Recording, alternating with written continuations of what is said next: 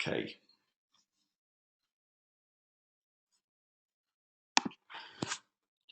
So the webinar itself is about, we've got about 30 people registered in the webinar.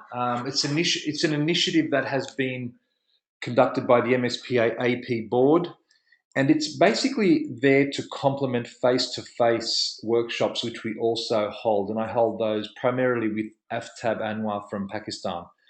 But these are just a little bit more frequent, and they're very, very topic specific, and they are quick. So we should be in and out of here in half an hour. It might go a little bit longer today because there is quite a lot to cover. We will be recording it, and after the webinar, I'll be sending you a recording of the event.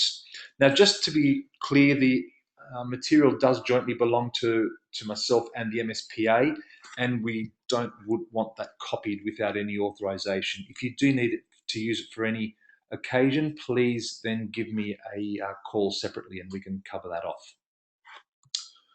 Okay, many of you, as I've said before, are experts, and by experts I mean that you've been doing mystery shopping for quite some time.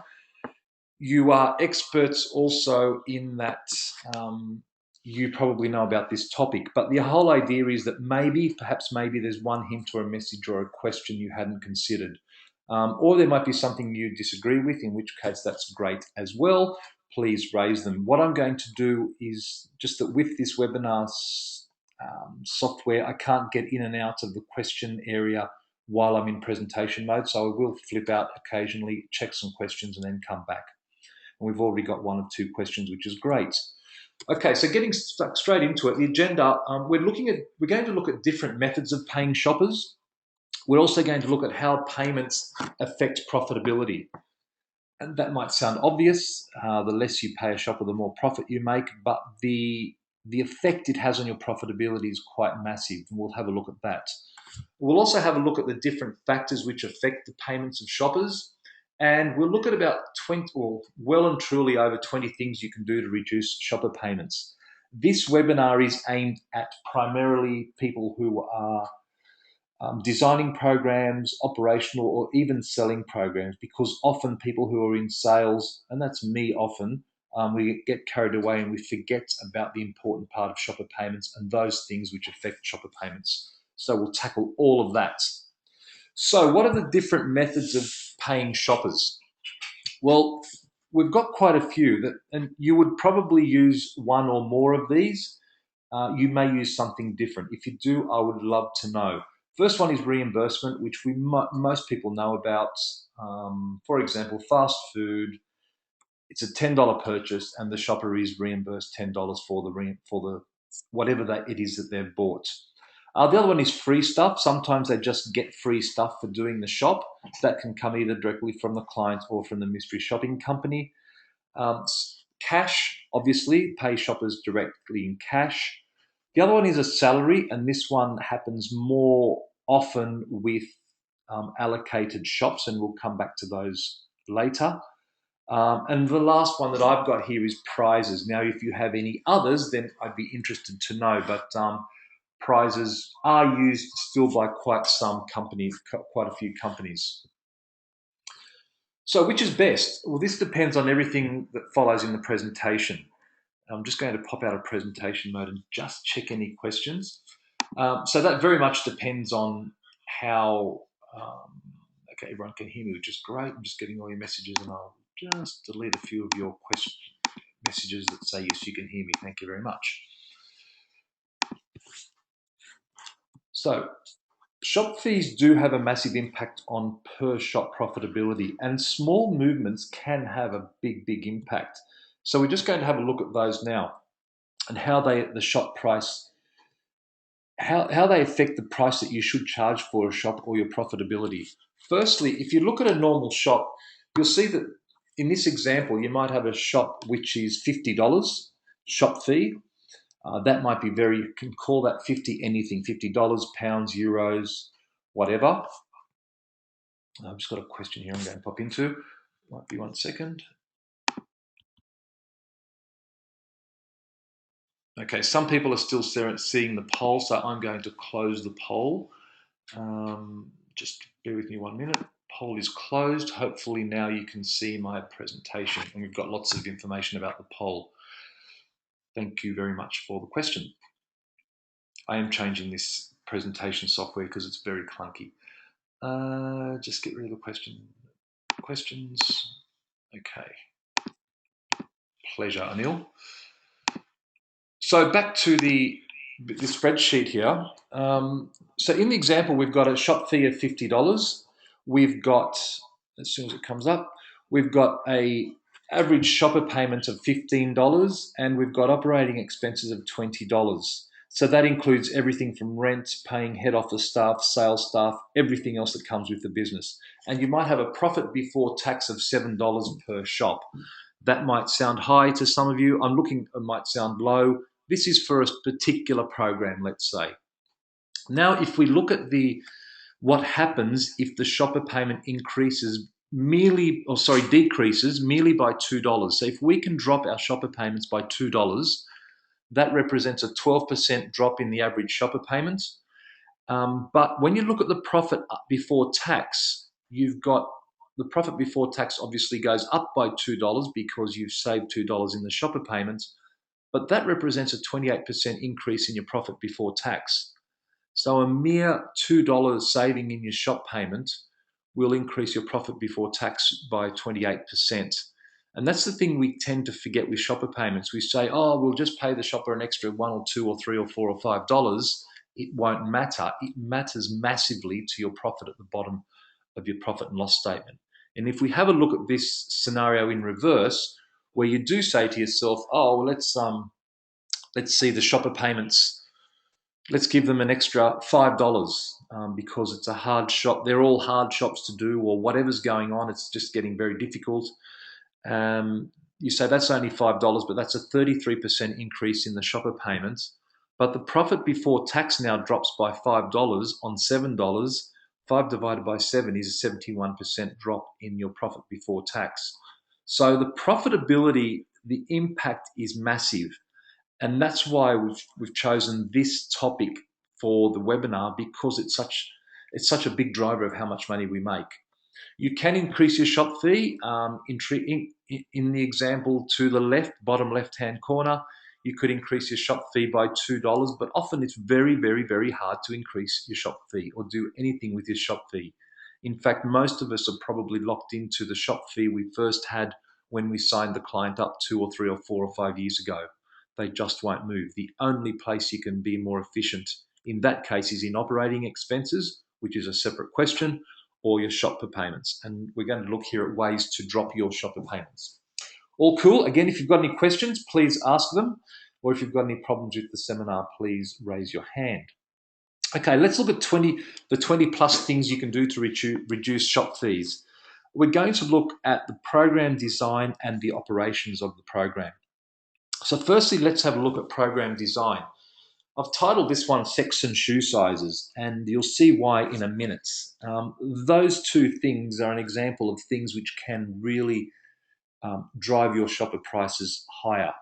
So we'll have a look at what that means. Firstly, with design, we've got restrictions.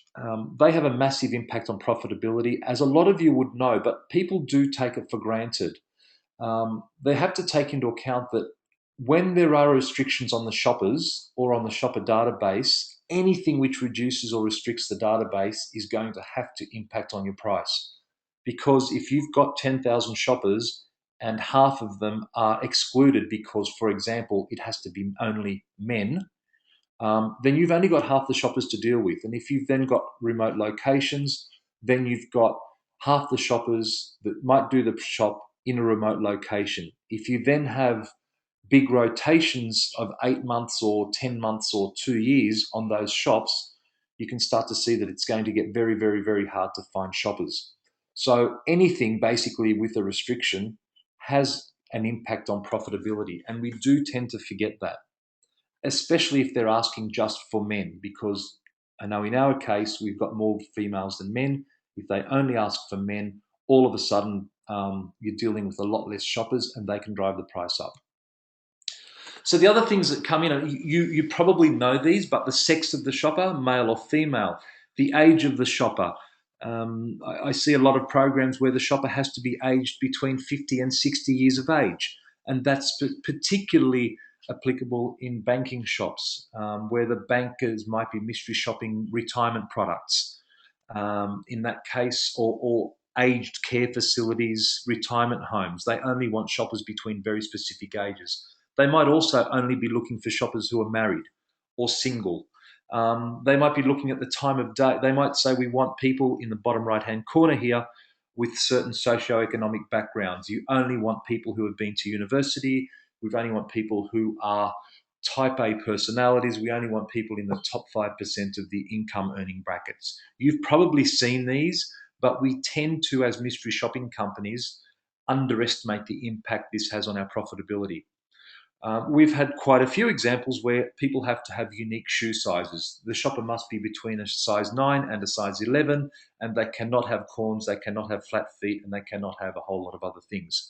And it starts to reduce the number of shoppers you can have.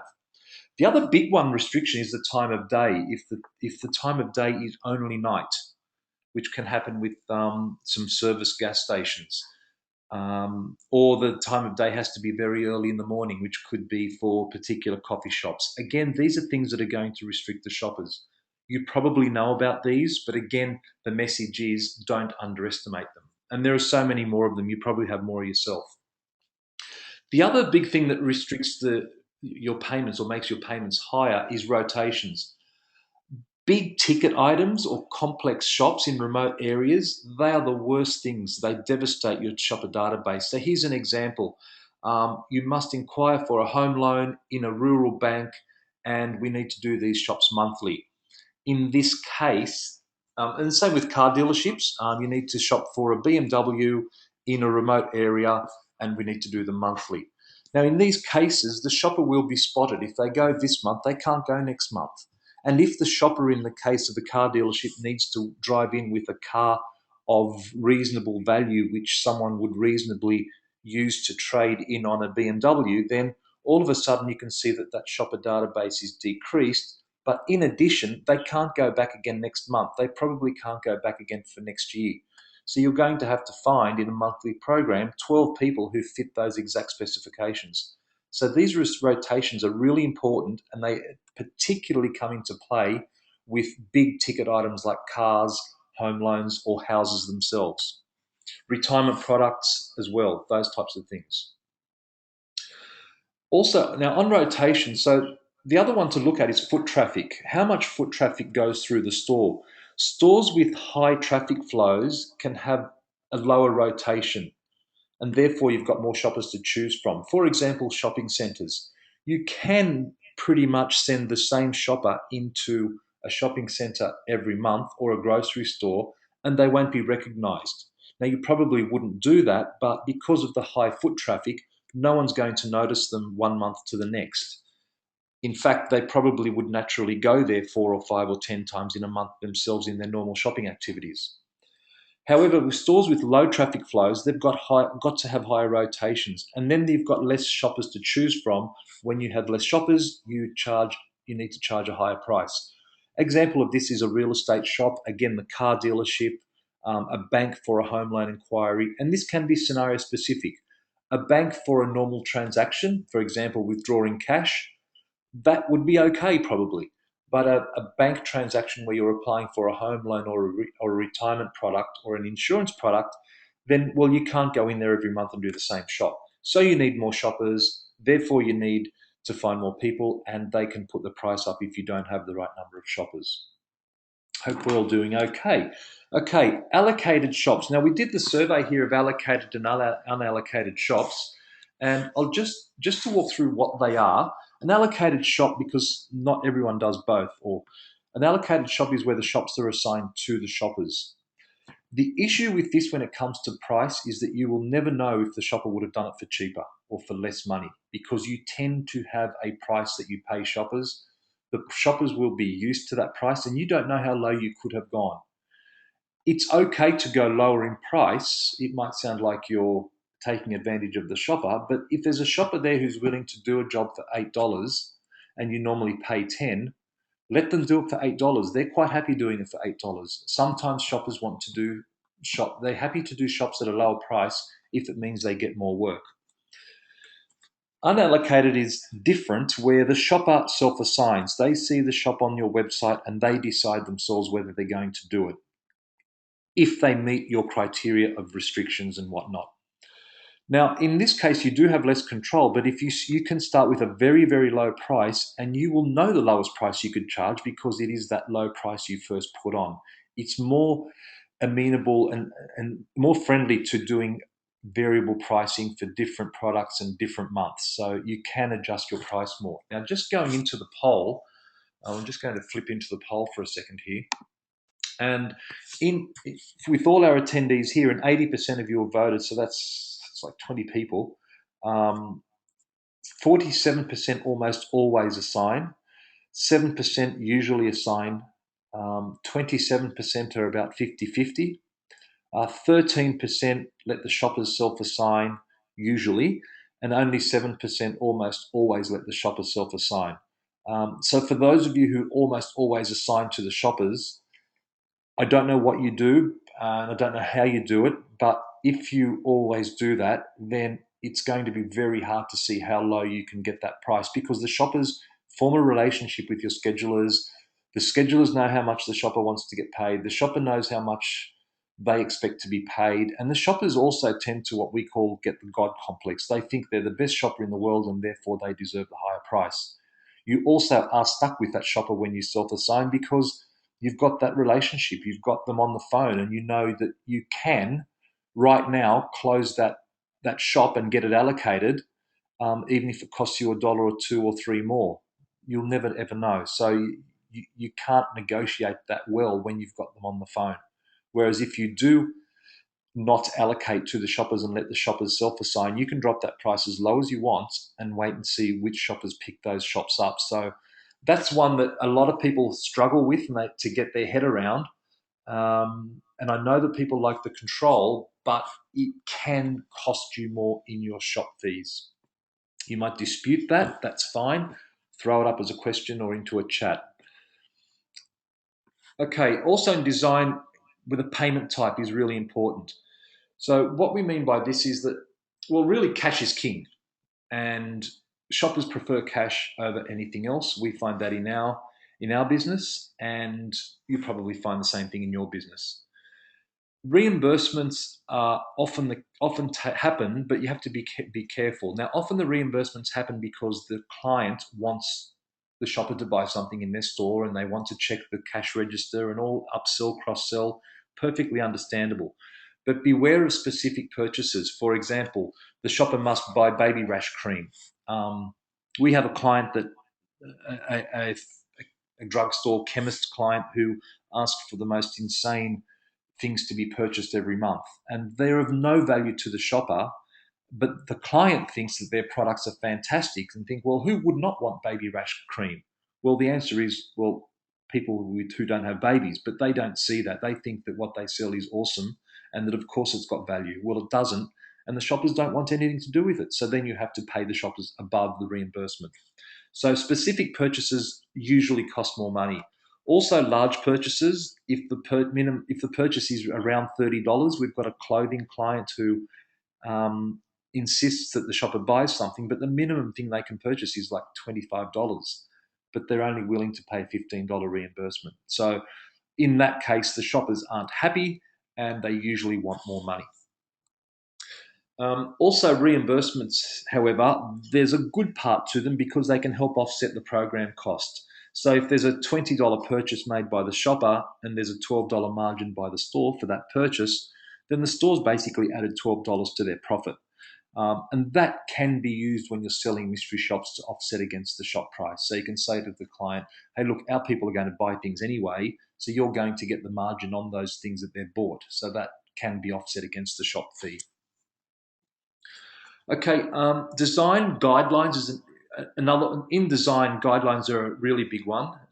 Long guidelines, and we do lots of mystery shopping for other companies, especially global ones, and you probably see these yourself. And sometimes these guidelines can be 10, 15 pages long.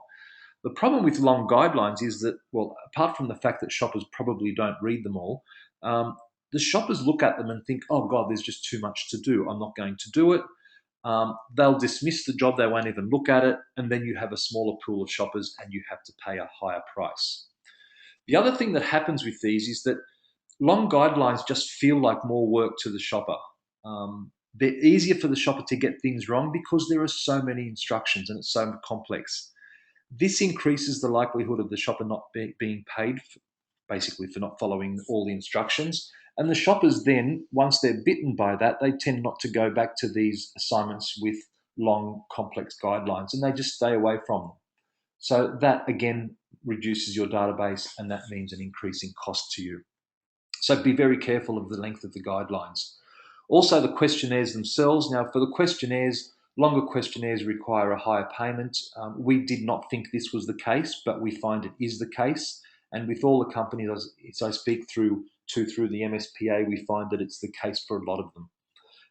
More text and more comments means more payment because the shopper it's not just a yes, no, maybe scale of 1 to 5. They've got to think and they've got to write. And where there is writing and where there is text, there is more likelihood that quality control will find something and come back with questions, which means more work for the shopper.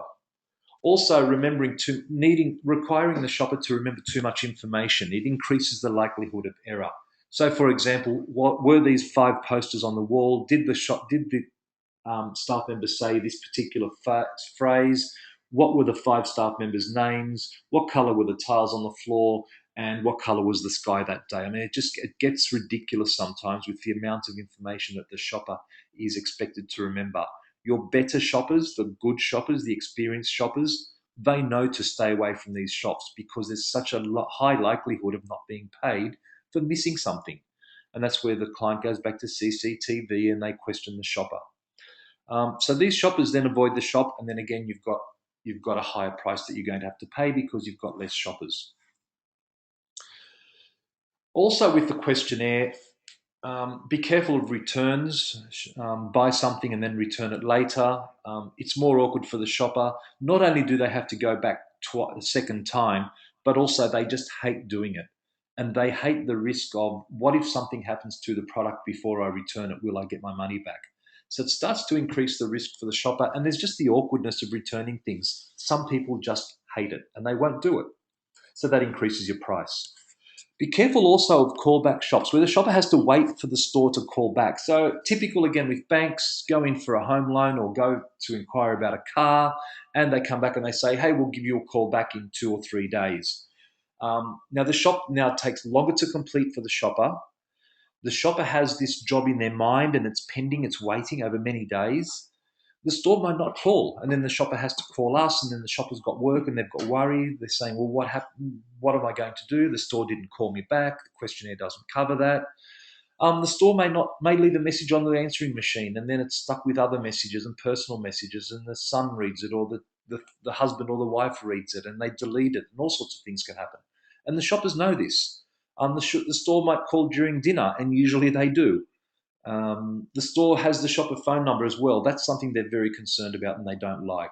All of these things lead to higher shopper payments because your better experienced shoppers just know that these things are a hell of a lot more work than just waiting for a phone call. So be careful of a callback where the shopper has to wait for the store to call back. On the question of the phone numbers and design, be careful of the shopper details that are required. Shoppers hate leaving their details. They probably hate this more than anything else.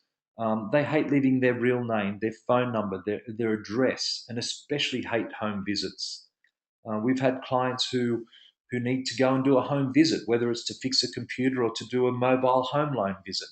Shoppers hate them because if the store or the person being mystery shop does find out who the mystery shopper was, then they're afraid that they're going to come to their house. They're afraid they're completely accountable and that sometimes they can feel threatened by that. I've spoken to many companies where this has happened and the shopper has felt threatened. Even in our case, once had to call a client and say that we'll take legal proceedings and have court orders that store manager cannot go anywhere near our shopper because because you might only do 1 or 2 or 3 home visits a week.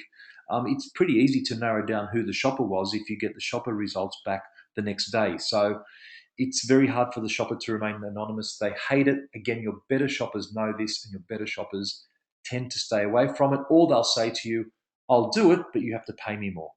So again, you have to be careful of these shops. That's okay to pay them more, but you have to put this into the price you charge your client. Otherwise, you're going to lose profit very, very quickly with these. Okay, in design, there's the research that's required. If the shopper needs to do research online, and I find this more and more, the client just says, hey, get the shopper to look online and find the right phone number, or get the shopper to find out about the product, or get the shopper to do this. Well, every time the shopper has to do research, it's work, therefore it's money, and also a lot of the shoppers are concerned if they did the wrong research. Um, did I get the phone number right? Did I do this correctly? Did I look in the right place? And it starts to introduce doubt in their mind. Where they've got doubt, they start to worry that they might not get paid if they do the wrong thing. So be careful where there needs to be research. Also be careful where you have to have specific targets in the mystery shops. So if the shop times, there are specific shop times that restrict the shopper, they will increase the price. As I mentioned before, you must shop between, say, 6 p.m. and 10 p.m. That will restrict the number of available shoppers. And also the window in which you can shop. If you can only shop in a 2 hour window, then it's also going to cause problems in terms of how much you have to pay shoppers because they are restricted. Also, targeting specific employees. We see this especially with high end brands, high end fashion.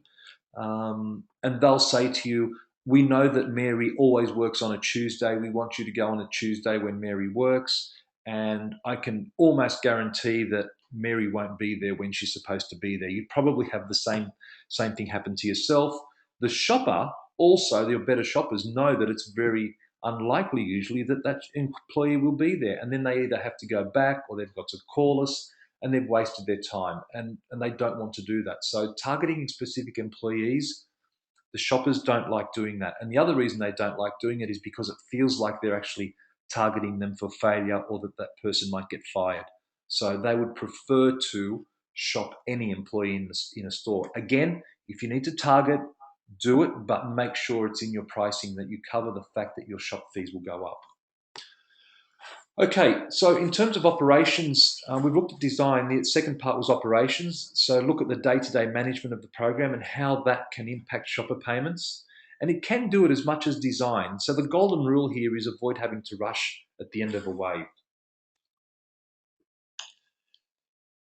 Probably the easiest thing with operations is to have lots of shoppers. Now, we've got a question here, thank you, Andy, about how do you retain shoppers in remote locations?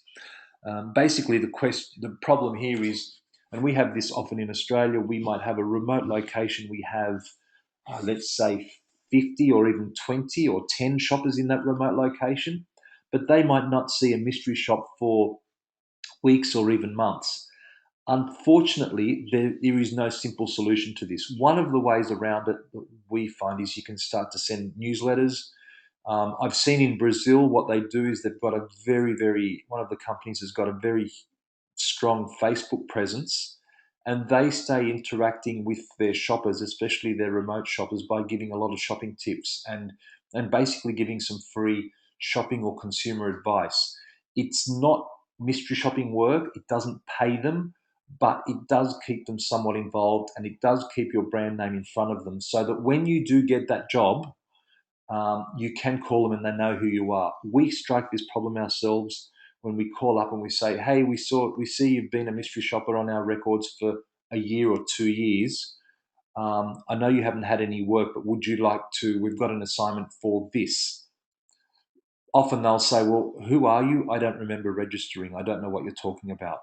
So we have that problem, and we are working on ways more and more, like they're doing in Brazil, to keep those shoppers involved through non-mystery shopping activities. So, Andy, I don't know if that answers your question. It's as good as we have worked it out. And if anyone's got any other ideas, I would love to hear from you. In terms of operations, look, start low with the price. This is mainly for people who have flexibility in their pricing. If you assign shops by salary, this is not going to apply to you. But if you assign shops on a variable cost basis, or you assign, or you let the shoppers self-assign, just start with really low prices. If someone's willing to do them for $7, let them do it for $7, and let them leave them at $7 for a week or so, and then put the price up to $10 and then see what happens. If you can do 20% of your shops at $3 less, then there's already something like 50 cents you've saved per shop on that round, which is all going to the bottom line, all going to profit, and all going to the profitability of that program as a percentage. Um, you can then also, as I mentioned, auction up towards the end of the wave, keep your prices low, and just turn them up as you get towards the end of the wave. Why? The question often then is, well, why wouldn't the shoppers all wait until the end of the month to get the higher price? Well, the answer is because the shop might have already gone at the cheaper price. You've got one shop in location X. If there's someone waiting for a job and they see it at $7, they're going to and they want to do it, they'll take it at $7. At the end of the month, there's no shop to be done. It's done. So if you look at that shop as a shopper and say, "Oh, it's only $7, that's not enough. I'll wait until the end of the month." Well, you might wait, but in the meantime, someone else might take the job. So there is a little bit of a game that goes on there with how much the shopper waits for the price to go up, and how quickly how quickly that shop might be taken. So it is a bit of a game, but it's a great way for you to really fine tune your shopper payments. It's almost a case of let the market determine the shop price. In really populated areas, for example, Sydney or downtown Orchard Street in Singapore, you can get these shops away cheaply because there are so many shoppers for so few jobs, and there's always someone there willing to do it. And often your better shoppers will go in there at the cheaper price because they're already doing other mystery shops. So, and it might even be for other companies. So for them, it's not such a problem that it's paying a couple of dollars less, but it's all going into your pocket. So get the maximum done at the lowest price, which is obvious. That last paragraph is obvious, but in the context of what I've talked about, you can see that you can get a lot away at a lower price. And especially works where you've got lots of shoppers for an area. So start with low prices, and auction up towards the end. Now, shopper analysis is another one where I see this with other companies so often. They'll run a new program and not analyze which shoppers they've got available with the relevant restrictions for each site. So often the clients will ask you, "How many mystery shoppers have you got?" And the mystery shopping company says, "Oh, we've got 5,000 or 10,000 or 5 million, whatever." That shopper is completely irrelevant. That statistic is completely irrelevant unless it's, say, a grocery store with 1,000 branch stores. It's completely irrelevant because the relevant question is, how many have I got per location with the restrictions that we think they're going to have? Only after doing that can you work out exactly what your shop fees are. And then you can work out the price to charge. Now, the danger is there's a competitor out there who does not do this and they're going to charge less than you. Well, the only thing you're going to lose is lose a client who would have cost you money. So that's probably not a bad thing. So I think all of us want to have the lowest price possible, but we don't want to do that at the cost of running at a loss. Um, I once had a chairman of mine at an old job who said to me, the most dangerous competitor is the one that's going broke and doesn't know it. So if another mystery shopping company doesn't do the analysis and doesn't factor in how many shoppers they've got and how much recruiting they've got to do and how much they're going to have to pay, then let them do the work and they will lose money on it and you won't. So it's probably good you don't do that job. Recruit early. It doesn't take too many high paying jobs to destroy profitability, as I've mentioned. And rush equals cost. People start their program and then all of a sudden they realize they haven't got the shoppers and they have to start rushing around recruiting and paying ridiculous amounts of money for shops. Okay, shopper tracking. Shop tracking is important operationally. Again, a lot of clients, a lot of mystery shopping companies I see, and I do visit a lot. They don't know how many days they've got left to shop for a specific client and how many shops are outstanding for that client, because they really aren't tracking that well as to which shoppers have and have not done their jobs. So they don't know how many urgent jobs they've got at the end of the month. Really important to track the number of current outstanding jobs and the status of all jobs as the month is progressing. And if your system can't do it, you've got to fix your system, because it's no good getting to the end of the month and realizing, oh, wow, we've still got 30% of the jobs outstanding. Let's pay all the shoppers an extra $5. And that's the typical answer. And it just kills your profitability. Also, track cancellations. If a shopper can't do a job, make sure it's tracked that they can't do it. Make sure they're trained to tell you when they're cancelled, not that they just wait until the end of the month and then you realize the shop's not there. So that's a really important one. I'm going to skip over it, but that's very system specific, so I won't spend too much time there. You might want to also consider doing pre-releases for shops. If it's possible and the wave is long enough, consider releasing shops first to your good shoppers and at a lower price. Don't be afraid to give your shoppers the shops for a day or two earlier at a lower price. The shoppers love it because they have more likelihood of picking up the jobs. Again, going back to the example of central Sydney or central Singapore, if you've got 1,000 people going for 50 jobs, that's not great odds to get the job. But good shoppers, if there are 50 jobs and they're one of 100 people who have got pre-release, they'll love that and they'll be happy to do those for a lower price. So it's another way to shave some dollars off your prices. Um, so you also, what happens with these is you get your better shoppers doing the shops and you get better shops at a lower price. So that's an all around win. But the important thing is that the wave is long enough. So operations, again, just as we head towards the end of this operations section, shopper communication is really important, how you communicate with shoppers. Don't tell them that everything is rushed. You sound like, like you sound like the sky's going to fall down and it's always falling down. You sound desperate. And as you sound desperate, the price goes up. And we hear this all the time on the phone. Oh, how long have you got to get this shop done? Oh, we've got 3 days. Can you do it? We really need you to do it. Yeah, I'll do it, but I'll do it for double the price. And they know the game. So be careful that you don't say everything is rushed, especially if you've got lots of shoppers in the area. And the real urgent, and the other thing is that if you do that, the really urgent messages, where it really, really is urgent, will be ignored. So be careful of how it's communicated. Also be precise about the location. We learned this the hard way.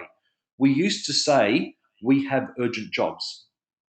What we now say, and our system can do, is say we have urgent jobs in this city. If shoppers see an email message that says there are urgent jobs and it's not specific, they assume that it's not in their area and they won't look at the email. But if they see an email that says we have urgent jobs in Orchard Street, Singapore, or we have urgent jobs in Burke Street, Melbourne, and they are in that area, then their eye will go to that. They'll see it, they'll process it, and they'll read it. So try to get your systems to be very specific about telling people where the urgent jobs are, and if possible, only send the emails to those people.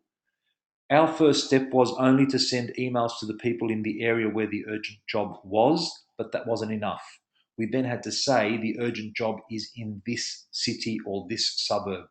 It's a very small distinction, but it makes a huge impact to people reading their urgent emails.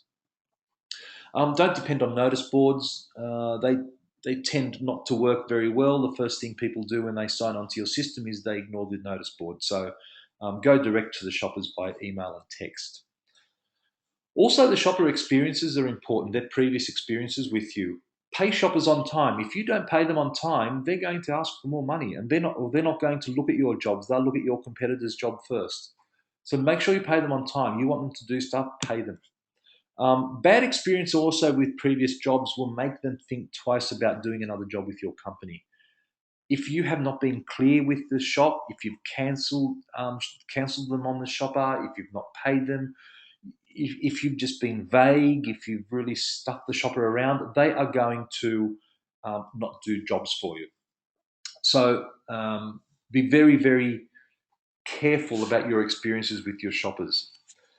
So again here, unclear guidelines, if they've had to do extra work beyond what they expected, if it's too complex a questionnaire, too many quality control issues, if the questionnaire is long or if the guidelines are long, maybe the shopper didn't do the right thing, they're going to get a call from quality control a week or a day or an hour after the event. Shopper has to think, what did I do? I can't remember, I didn't read that. Are you sure I got it wrong? I'll go back and check my notes. I'll call your office. I'll call you back. They call back. You call them back. You miss each other on the phone and you're spending money And not only are you spending money, but also the shopper next time thinks, wow, that was really a lot of hard work for 10, 15, 20 bucks. I'm not doing that again with that company, or I'm not doing those shops again. So be very careful of those. I've just got another question here. I've just deleted a question. Andy, I'm sorry I deleted that question by accident. If you could resend it, that would be great. So I'm really struggling with technology today. Okay, just in summary, and if you do want to send that question again, that would be awesome. Shopper payments are one of the best places to make or lose profit.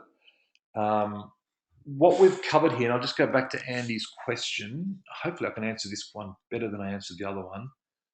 Um, Yeah, Andy's made the point here. He's pre-released shops to good shoppers in the past, but found this limits opportunities for new shoppers and improved rotation. How would you balance this off? I would do that mainly I wouldn't do it all the time. I might do it on the occasional month or for the occasional client. So I wouldn't always do it. I would do it where there's an opportunity where you think you can really get the shops away at a cheaper price, but I don't do that for all shops. Sorry, I should have made that point. We don't do it for all of our clients and all of our shops and all of our questionnaires. We really do pick when it's going to happen, and we do move it around sometimes. So sometimes there's a client that we just can't get away as easily as others. We might do that as a pre-release, generate a little bit of excitement, pay the shoppers pay the shoppers perhaps not such a big discount, but by getting a lot of them away early, it saves me paying a higher price towards the end of the wave. So, yeah, just be very, very specific as to when you do it. So I wouldn't. So I balance it off by not doing it to everyone. Hope that answers the question. Yeah, just again with a summary, and I'll come back to how we can. I'll set the recording and where you can get all of that from. We've covered the different methods of paying shoppers. We've covered how payments impact profitability. We've looked at the factors affecting payments, and we've looked at a whole bunch of ways you can reduce payments. We've also seen in the webinar that most of you do assign to the shoppers, and that's something that I'll just challenge you on, perhaps to have a think about. I'm not saying don't do that, but I'm just saying that it does limit you in some way. There will be a recording coming out. It'll come out automatically using the webinar software, and we'll also be holding another one shortly. Now, the next thing that's happening with MSPA is a workshop in Australia. We'll be holding one in April in Melbourne and one in Sydney. And then after that, we're looking to doing one in India, perhaps two. And there may be another one somewhere else in the Asia Pacific region. They tend to be very popular. We get about 30, 40 people to each of them.